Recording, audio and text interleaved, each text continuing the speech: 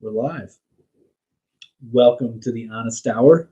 I am Luis Acevedo, your host, and I am the founder of MOT Media and one of the co-hosts of MOT Today, which is live on Sundays at noon. This Sunday, we will be bringing in another host, another person who has joined us here at MOT, and we'll be going live at noon. So it should be a good one. We got a lot to talk about. Have a lot to talk about today. I'm going to give it a few minutes here, let some people come on in, and then we'll start talking. I have one specific topic that I want to dive into today. But before we dive into that, there's a few other things that we'll touch on. But yeah, so we're just going to give it a few minutes here, let some people trickle on in. While people are trickling in, I guess we can talk a little bit about some of the news that took place today. So, some of you may be aware of the uh, government misinformation board, aka the Ministry of Truth, that was established and placed under the Department of Homeland Security, has now been dismantled. It is no longer a thing. And this is because they were doing exactly what people were afraid of. They were already talking about editing people's tweets, and they became very hostile to individuals that were questioning what they were going to do. And so that board has been paused. I can't say it's been dismantled, so that was the wrong choice of words, but it has been paused. So hopefully it will be completely uh, erased, won't be a thing. It definitely won't be a good thing if it does exist. A lot of people are worried about free speech not being able to continue if it exists, and I understand those sentiments. Um, However, I think it's also important to realize that we don't really have free speech to begin with. That's sort of a myth, but I understand where people are coming from in their fear of the government telling them what they can and can't say. Now, I did find something very interesting today while I was browsing on Twitter regarding this, and I'm going to share it with everybody that's on Twitter, YouTube, Twitch, all that. Unfortunately, TikTokers, I'm just going to have to read the picture out to you, but it is very, very interesting. So let me go ahead and pull this up here. Share. You guys are. This is very, very interesting. I mean, maybe it's purely coincidental. I doubt it though, because it seems like the elite of the world, have certain strategies, and they have similar people that they use to get their point across. And maybe this is one of them. So right here, let's see. Oh, it's not showing me the full image. That's really sucks. Oh, there we go. Cool. So right here it is. I'll flip my screen over on TikTok so you guys can see it as well. I'll try to keep you guys in the loop here. Give me a second. Let's flip it over. So right there, you can kind of see it. I don't know if you can read it, but Nana Jackowitz, or however you pronounce her name, who served as a Fulbright Fellow, works in a press room at uh, Volodymyr Zelensky's campaign headquarters in 2019 in Kiev, Ukraine. She was recently named the department head of Homeland Security Disinformation Governance Board. So that was very interesting, I thought. Um, like, that's some big news, really big news. I mean, it's extremely. I mean, we already know there's a lot of corruption that takes place in Ukraine with our government, particularly, specifically. You just look at Joe Biden, his son, and even I think the Clintons have some very shady dealings. Joe Biden just deployed 101st Airborne Division. USA is at war with Russia. Let's check this out. I don't know if that's true. You keep saying it, but let's see if that's true. 20 minutes ago, just deployed. 101st Airborne Division. Let's see. Let's see if that's true. Uh, I see that he deployed troops to Somalia. Where are you getting this information from? I mean, I don't see any news on this. And where did he deploy them to? Obviously, they're not deploying them to Russia. That would make no sense. Um, we'd get destroyed, and it just wouldn't make any sense. So, why are you saying this? Do you have any, like, can you point me in the right direction? You might be right, but why are you saying this? I've heard nothing of this. Um, let's see. Yeah, I don't know, man. Like, if you're going to come in here and say stuff like that, please just tell me where you found that information. That way I can just search it myself. Um, actually, let's see. I think I may have found it. I think I may have found it. Announces units. Okay, right here. So this is from today. Okay, okay. U.S. Department of Defense announces 101st units to deploy to Europe. It doesn't mean they're going to Russia. Um, and this is also something, if we do end up in military conflict with Russia, here at MOT, we've been talking about it for a while now, that there is a really good potential that that's going to happen. And we have been talking about the potential of World War III and all that stuff coming about as a result of what's taking place in Ukraine. Yesterday, I remember specifically stating that as a theory, a hypothesis, that probably hypothesis is a better word for it, that the NATO drills that are taking place near the Russian border could be breeding grounds for a false flag that ignites World War III. We'll see, though. So let's check out what this article has to say. Elements of the 101st Airborne Division Air Assault have been ordered to deploy to Europe, according to a Pentagon announcement. And this article's from yesterday, because today's Wednesday. I do think Trump may be Biden.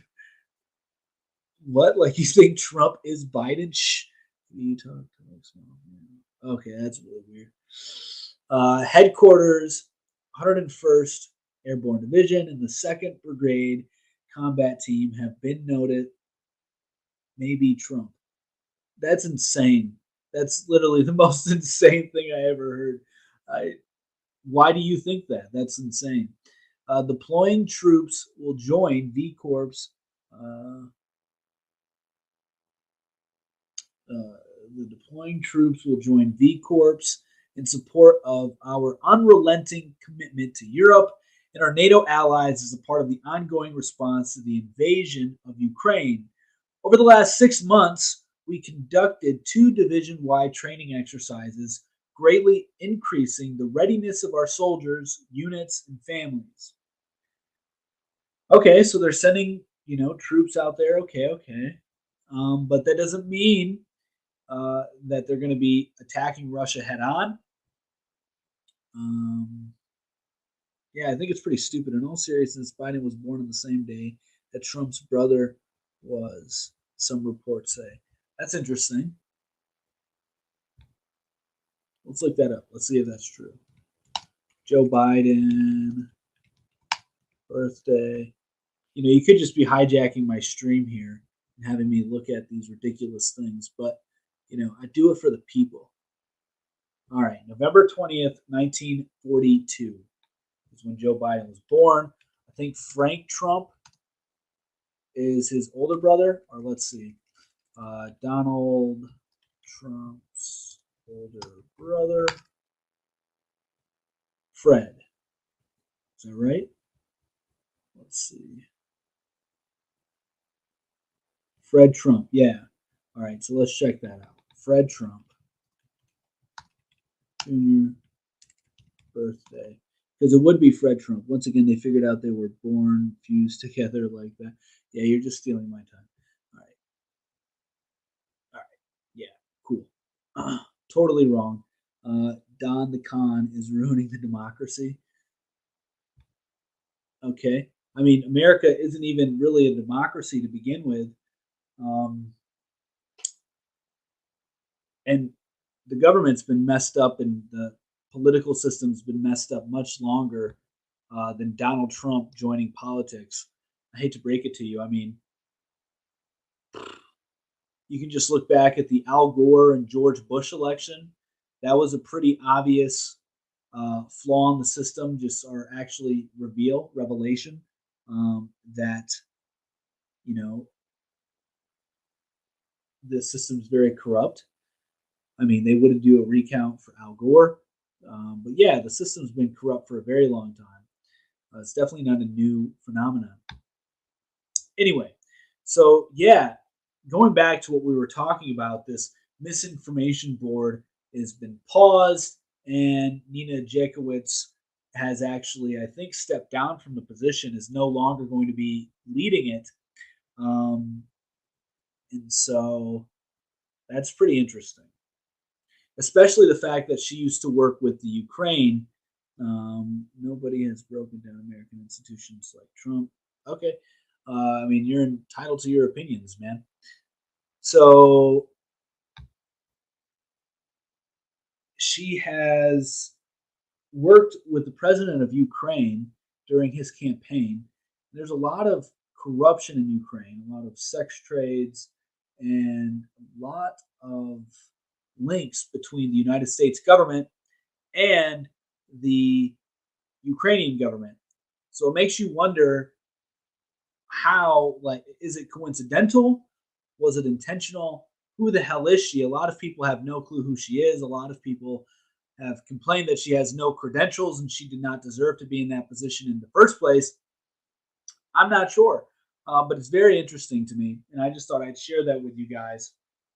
Now, to jump into the actual topic for today, well, actually, first thing before we jump into it, there is a big problem going on, especially around me, that I don't see many people talking about, and that's this diesel shortage, right? So at here at MOT, we've talked about this diesel shortage that's plaguing the East Coast specifically, and they're having to reduce the amount of time. If I'm not mistaken, they're going to start having to ration diesel in the East Coast. This hasn't happened yet, but they're going to have to in the near future with the supply and how low it's getting. Here, where I'm located in Ohio, Mick, one of the co-hosts for MOT Today, has also noticed this. Um, there are gas stations where the diesel pumps are specifically out of service at multiple locations. So that's maybe a little concerning because if you can't get diesel, then it's going to be harder for your trucks to get your fuel here, to get your food here. So it's just going to really affect the supply chain even more and really be the cause of price increases, I think, as opposed to so much inflation. Because I do think a lot of people are saving money or trying to save money and are just trying to be more frugal as opposed to just spending frivolously. I could be wrong, but that's just the sense that I get. I do see a lot of people out. I do see a lot of people spending money and things like that. But I do feel the majority of people are definitely restricting their cash outflow. I don't know. What do you guys think? What are you guys doing right now? Let me know what you guys are doing. Are you guys spending more, saving more? Let me know in the comment sections what you guys are doing to give me a real time look at what the people are doing here. But anyway, so when you have this shortage of diesel that's going to take place, is taking place, it looks like it's happening right now, it's going to affect the prices. So then you have to wonder, is it inflation or is it supply chains that are really driving up the prices? It could be a combination of both, but to me, I tend to lean towards supply chain breaking down being a leading factor in prices going up because you have a slower amount of you have a smaller amount of items that are accessible now because of supply chain issues, which will then drive up the prices of the things that are available, supply and demand, basic economics. And so if it's going to be harder for you to get your things and it's going to be more expensive for you to get your things via semi trucks, well, then your prices are going to go up on pretty much anything that comes on a semi truck. So that's something to look out for. I don't really know how to prepare for that other than, taking the steps to be more self-sufficient so you're less reliant on the system. I mean, I have ways of hedging against inflation. Um, I don't know what that is. But I have ways that I personally like of hedging against inflation. I know there's a lot of traditional views on this, such as buy gold, buy silver. Silver has done me very well. I don't own any silver anymore, though. But it did me well. Gold did not. Lost money on gold. And also gold, you could have bought gold at the same price like 10 years ago. I think you've been better off holding dollars than gold for a long time. And a lot of people want to say it's because of manipulation of markets, but I don't know. So I'm really not the biggest fan of gold. I don't know that it's going to really preserve its value. And by the time it does, do you really have anything at that point, um, value wise? On a monetary level, do you? I don't know. I don't think so. In my opinion, I heard another thing that people could do. Take out loans and spend borrow money since you're not going to get the same amount of cash as you could get now in the future. And so why not spend more money now while things are cheaper than they will be in the future? That's a trend that's very predictable when we live in an inflationary environment. Spend now, buy now, which is why a lot of wealthy individuals who can afford to do this will buy all their items at the beginning of the year in bulk because it's going to be cheaper than buying them throughout the year. So they'll spend thousands of dollars of buying everything they need at one time to save money as opposed to buying it throughout the year. So that's an idea. There's another thing that I personally like. I really do think cryptocurrency is the best way to hedge against inflation. I know the market's tanking right now, but there are definitely good products out there that will allow you to yield a percentage that far exceeds where inflation is currently at, with an average of 40% APY. There's a particular cryptocurrency that I'm very fond of. It's called Hex. I recommend everybody do their research before they buy into it. If you have any questions on it, feel free to DM me. I will do my best to walk you through that. Or if you want to know more about crypto, I've been in the crypto space since 2016. So if you're interested in learning more about crypto, if you hit the link in our bio, there is a site where you can get a one-on-one private coaching class with me. I have trained multiple people about crypto, taught them about crypto, um, and yeah. So if you really want to go in depth with it, we can. There's a link in there. Or if you just have some basic questions, we can do some basic questions. But I think crypto is a great way to hedge against what's taking place right now, especially with the fact that all fiat currencies eventually die. And we're living at the end of an empire as far as the United States goes. So it would make sense that one get out of the fiat currency, at least in part, which is where the idea of gold would typically come in. But I think cryptocurrency is doing a much better job than gold in that regard, um, and silver for sure. Now, like I said, I know it's in a bear market. I know things are tanking, is what it is. Um, it happens all the time, actually. You know, Hmm. Excuse me. I try not to yawn during these streams. I usually don't have to yawn, and now I just did. But yeah. So let's jump into the main topic of discussion for the day. That is something most of you are probably unfamiliar of, probably have never heard about, but it is a huge deal, and it will definitely play a role in our lives in the years to come, I believe, as their globalist plans unfold. And so, what I'm talking about here is the Mayor's Migration Council. The Mayor's Migration Council is a collection of mayors from around the world that are working to allow migrants to come into their cities and have a safe place to reside.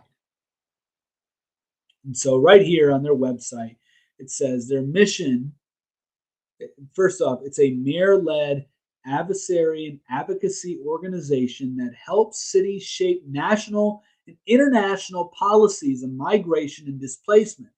Our mission is to ensure that global responses to pressing challenges from the pandemic to climate change both reflect and address realities on the ground for the benefit of migrants, displaced persons, and the communities that receive them. So they're basically wanting to do away with national law, which will then do away with national sovereignty and try and give it back to the cities, which is why I've been saying for a while that we're going to see this. Some would say progression, some would say regression. I tend to think that city states are probably a better way to govern, probably more natural way of governing. And so I think that what we're going to see throughout this is a shift towards city states, doing away with the nation state, having city states, and then just having one major government. So maybe have city states and then like continental governments, and then have your main one world government that oversees it all, like an executive branch, similar to like the United States. I don't know if that's exactly how it'd be structured, but you'd have these local divisions within the continents that have their own little governments, and then you have your, because you're just going to have government on top of government on top of government under a one world order. It's not just going to be one world government. I mean, they are going to be probably in like a uniparty, so it will be a one world government, but it'll probably be tiered, is what I'm thinking. But anyway, so yeah, so these mayors, and one of them includes the mayor of Los Angeles, Eric Garcetti. But then aside from him, he's the only one that's from America. All the other ones are from across the world. Sorry, guys. So one's in Switzerland, one's in Canada. Where else? Let's see. There's a whole list of them here. One's in Jordan, one's in the UK, obviously. One's in Sierra Leone, Uganda, Switzerland, Canada, Italy. Yeah, and so I think this is going to grow, and I think it's going to greatly undermine national sovereignty. And it's a huge problem already, just letting in a bunch of migrants. And they're going to eventually, as a result of this, I think, implement climate lockdowns around the world, because one of the biggest reasons you're experiencing the migration allegedly is due to climate change. And climate change is causing a lot of things. And so by allowing the climate lockdowns, you then create more tension in society, because during the lockdowns for the pandemic, there was already tensions. And now we're seeing what happens in like Shanghai, right, where there's more intense lockdowns taking place. People become more rebellious the second time around, third time around. So what happens when you have migrants scattered around certain cities and things are becoming more chaotic? Well, I think that that will help stoke the fire, if you will. And so, what will eventually happen after like a climate change lockdown, it's probably an implementation of sorts to make your city smarter, if you will, which will then convert it into a smart city, which are basically little prison cities. And I think that's the ultimate goal here, what we're seeing. And that's why I think that there's going to be like city-state structures, because these smart cities are. Well, it's one of the reasons why these smart cities will act as if like their own little government with AI kind of controlling the basic laws, and then having law enforcement on top of that. So like your artificial intelligence would be like your first layer, and then you would have your human that would then come into play to actually arrest somebody, put them in jail, secure them, things like that. And then you're going to have your social credit system. So all these things are tied really in together. And we already see, for example, in Iran, they are starting to make it so you have to get a digital ID, like where it's a biometric ID, better yet, I think it's a better word for it, to actually get food or get a substantial amount of food for a reasonable price. Let me just look this up. So I heard that the other day from Ice Age Farmer. So I ran biometric ID to get bread. Let's see. Yep, right here. So this is from the Wine Press. It says Iran becomes the first nation to implement biometric food IDs for rationing amidst food riots and internet shutdowns. Have you seen 2,000 Mules yet? I have not. I've heard a lot about it. I've heard a lot of good things about it. Probably will give it a watch. A lot of people that I respect have said that they enjoyed it. But we already knew what had took place during the election before the movie came out. I mean, knowing how to do simple math allows you to show that this was just very improbable what happened. So, not to say that I won't watch the movie because we already know what happened, but it's a little late. I mean, it's a little late, and it's not going to really do anything. It's probably just going to be entertaining. It's probably going to open up some people's eyes.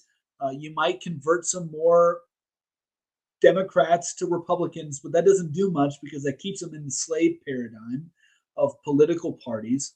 So, and then maybe you wake some people up to the fact that the system's very corrupt. I mean, if you think about the fact that, what was it, Dominion, something like that. Yes, we knew, but it's still very informative to see the way they use technology to well, 100%, 100%. That's what I was agreeing with you on. Like, I'm sure that it was very informative and educational as far as that goes. I have no doubt, and I definitely will probably I will probably watch it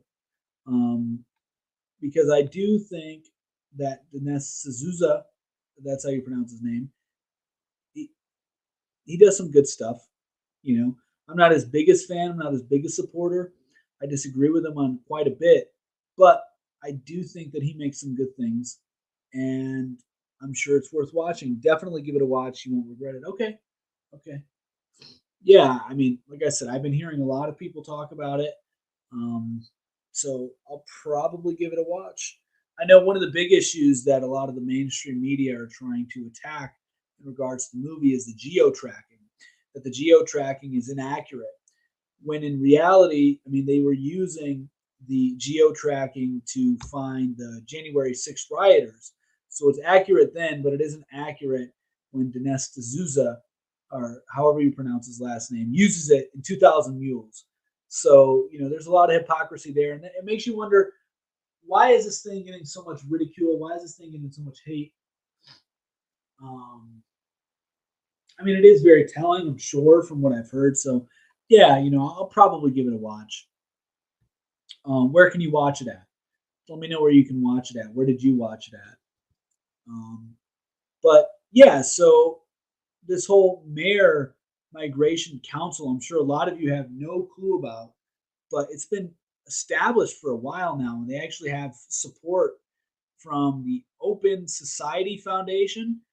The Open Society Foundation is basically a foundation that's built upon um, open borders. So basically doing away with nations. Mainstream media is trying to say it has no evidence when literally the whole thing is all evidence. Yeah, I mean, yeah, you just got to get used to it. I think they do that on purpose to stoke the fire. I don't really think that that's stupid. I think it's more so evil, in my opinion. And I don't think the right wing media is any better, by the way. But yeah, so it's very very comical to hear it because they use similar tactics. But yeah, so this mayor migration, I will copy the link for you here. Hold up. All right, cool. Thanks, man. So the Open Society Foundation is funding the Mayor Migration Council. The Rockefeller Foundation is funding the Mayor Migration Council. The UN is funding the Mayor Migration Council. If this doesn't tell you it's all bad and not good, I don't know what will. And if you don't know who's behind the Open Society Foundation, it's George Soros. Pretty much any beginner truther, anybody who's just getting their toes wet into like the truther movement, conspiracy theories, has heard of George Soros. Um, it doesn't take very much to know about George Soros. I mean, he's becoming a very mainstream name when he used to be a fringe um, character in the conspiracy theorist groups. But now it's becoming more mainstream, and he was. I don't know how much I can say on TikTok, so I'll try to be very adroit in my attempt. George Soros was alive during World War II. He happened to be on what the majority of the population would say is the wrong side of World War II, in that he helped find persecuted groups during that time period to have them punished when he was in his teens. In addition to that, he made a lot of his fortunes. If you catch my drift here, guys, I'm trying to be very tactful in my approach. He also made a big chunk, if not all of his fortune, basically collapsing currencies. So, he would wait for he would just collapse currencies and made a lot of money doing that. So, very, very not good. And then the Rockefellers, I'm not sure if you guys are familiar with the Rockefellers. John D. Rockefeller, struck oil in Ohio, and then went on to do a bunch of nefarious things. Like he is the main culprit behind our medical industrial complex that we are now living in. And we all felt the full effect of during 2009 and till this day, pretty much, of the whole unicorn pandemic stuff. So, I mean, he's the one that basically brought petroleum based medicine, changed the whole medical system as we know it. Um, Not a very good man. And then the UN, I mean, it's the UN. It's the UN, it's the United Nations. Woodrow Wilson is the one who wanted to start them. The League of Nations, what they were originally called, and it switched to the United Nations. They've done a lot of messed up things throughout the years. They're not really doing anything to unite the nations. If anything, they're doing a lot to solidify nations in remaining sovereign and not becoming unified into one unit, one government. But that's what they're attempting to do here with these mayors that are across the world. I suspect in the near future, more mayors in the United States, in big cities specifically, will be entering the Mayor's Migration Council, especially as immigration ramps up. I don't think it's stopping anytime soon. I think it's going to only continue and grow. And that's why, it might be good to move somewhere rural and cold. Um, a lot of them don't want to go rural and cold. They want to live in the cities. So if you want to avoid them, that might be your best bet. which I would recommend doing because there's a lot of things that are happening. I don't know that I can say too much on here as far as what's happening in a lot of these areas that have taken in a lot of the migrants, but we will be making videos behind paywalls. Um, Unfortunately, I say unfortunately because I want to give as much free content as possible.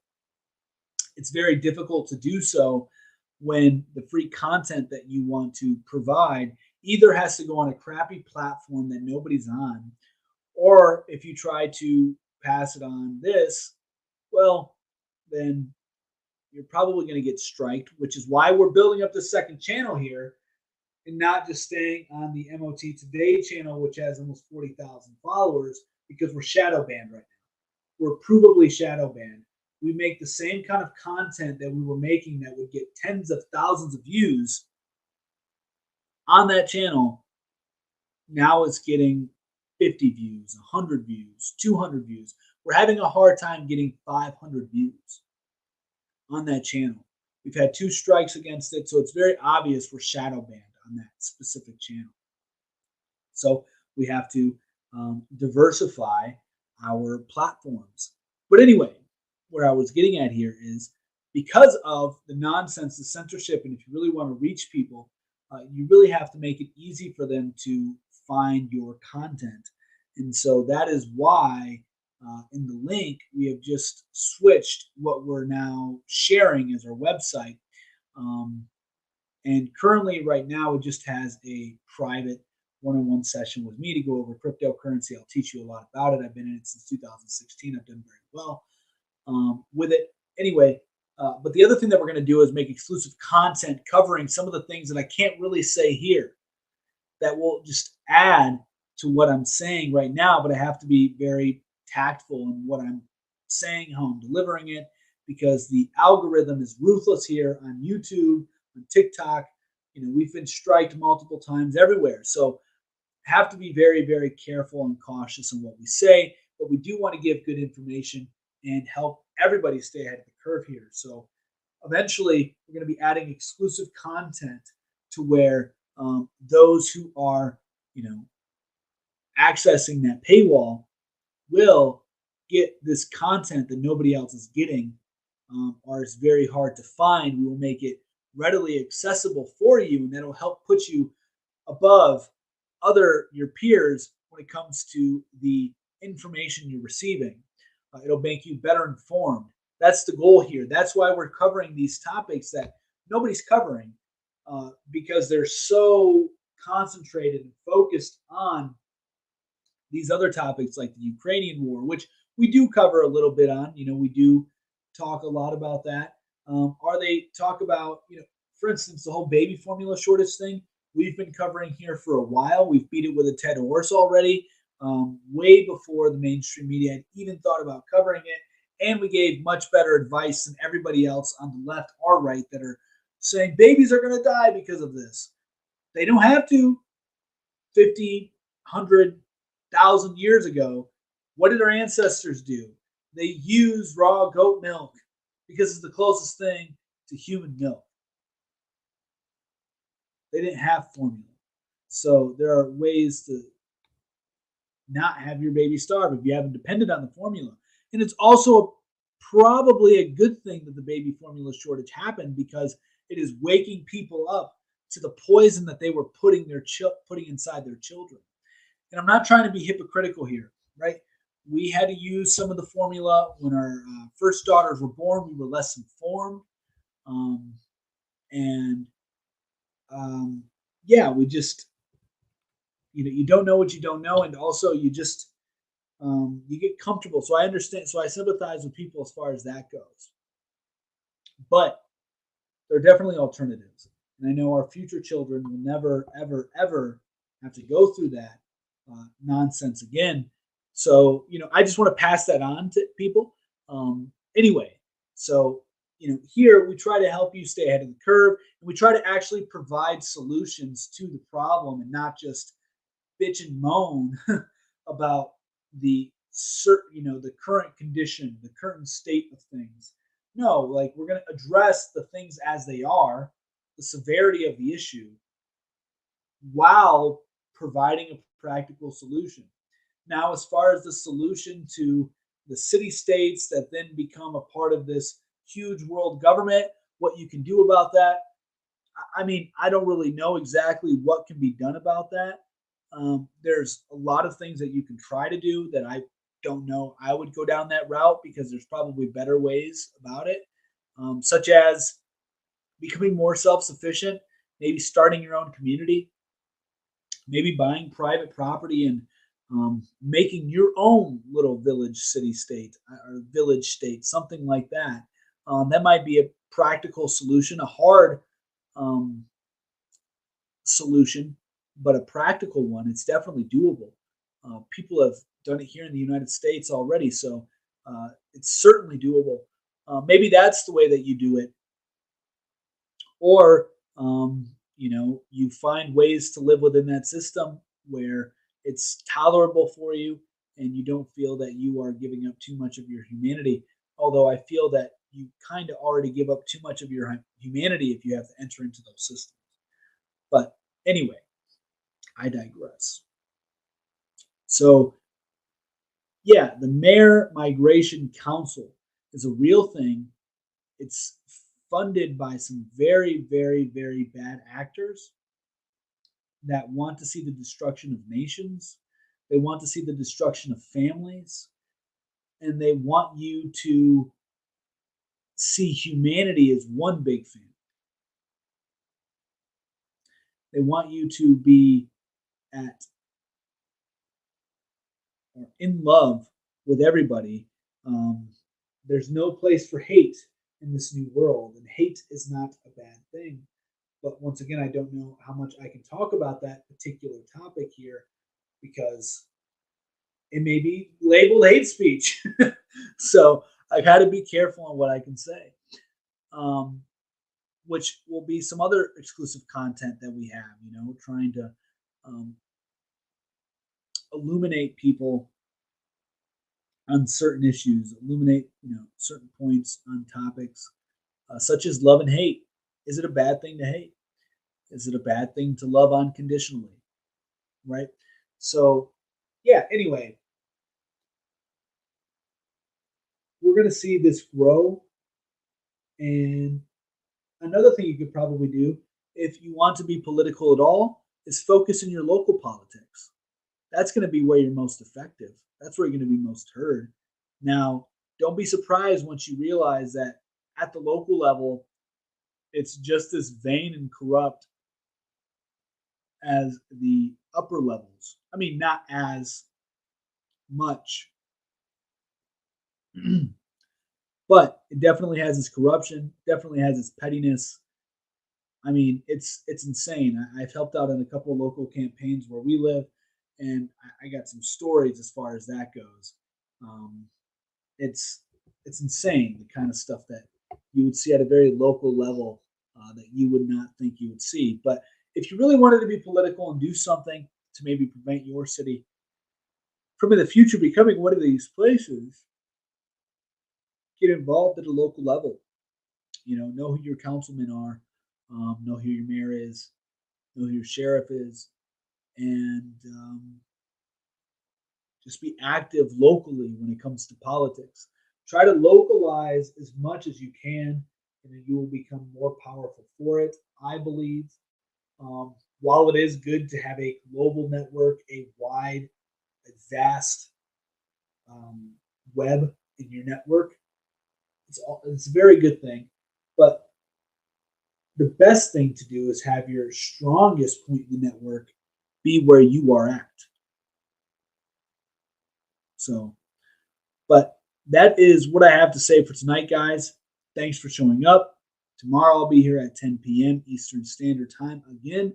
So be sure to hit the like button, follow, share, subscribe, all that good stuff. For everybody in YouTube, when I was referring to the link, that's on our TikTok page, MOT News. So if you're interested in any of that, you'd have to check that link out. But yeah, guys, so much love. Have a great night, and we will see you tomorrow. Peace.